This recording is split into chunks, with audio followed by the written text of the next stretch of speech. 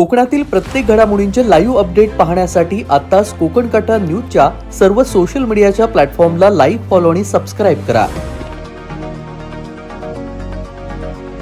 Headlines प्रायोजित by Sai electronics world, branded electronics वस्तूंचे भव्य शोरूम. कोकणातील रेड सॉइल स्टोरीजचे यूट्यूबर शिरीष गवस यांचं निधन. वयाच्या 33व्या वर्षी अखेरचा श्वास. शिरीष गवस यांच्या निधनानं सोशल मीडियावर हळहळ व्यक्त. ब्रेन हॅमरेजचा त्रास, उपचार सुरू असतानाच अखेरचा श्वास.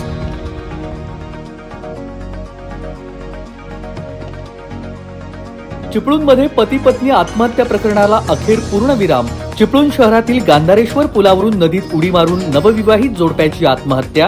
2 दिवसांना मुलीचा तर 5 दिवसांना मुलाचा मृतदेह दाभोळ जवळील मालदोली खाडीत सापडला.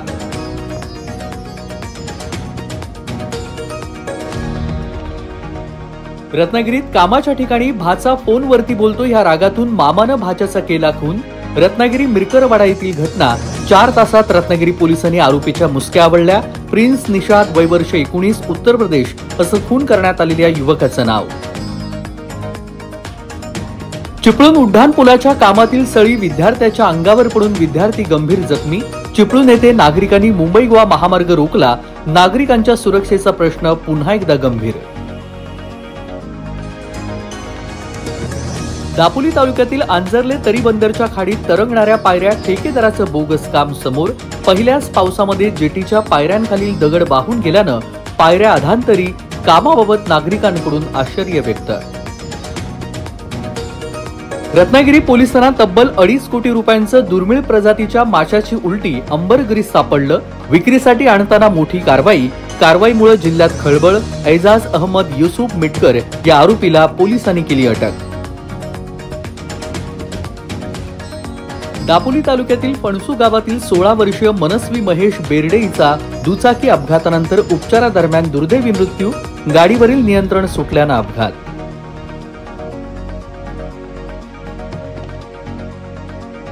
खेडमध्ये भीषण दुचाकी अपघाताची घटना. खेडमध्ये उत्कृष्ट बॅडमिंटनपटू असलेल्या 17 वर्षीय स्वरूप संदीप सागवेकर ह्या विद्यार्थ्याचा मृत्यू. एक अपघातामध्ये जखमी. भरधाव वेगात असलेली दुचाकी न आवरल्यानं भरणे पुलावर आदळून अपघात. परिसरामध्ये हळहळ व्यक्त. गुहागर शृंगारतळीमध्ये प्रवासी पिकअप शेड नसल्यानं प्रवाशांची मोठी गैरसोय. गुहागर विजापूर रस्ता रुंदीकरणामध्ये पिकअप शेड तोडली. शेड उभारण्याकरता अद्याप मुहूर्त नाही. भर उन्हात प्रवासी. मुंबई गोवा महामार्गावर अपघातांची मालिका सुरूच. आज पुन्हा गॅस वाहतूक करणाऱ्या टँकरचा अपघात. महामार्गावर मोठी वाहतूक कोंडी. हातखंबा गावाजवळ अपघात. संतप्त ग्रामस्थांनी केला रास्ता रोको आंदोलन.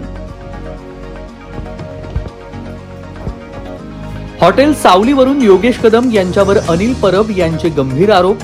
सावली हॉटेल बारचं लायसन्स 13 जून रोजी जमा. अनिल परब हे अर्धवट वकील. रामदास कदम यांचा हल्लाबोल. आणि देवरुख धामणीमध्ये दुकानाला भीषण आग. साहित्याचं मोठं नुकसान. आगीवर पूर्णपणे नियंत्रण.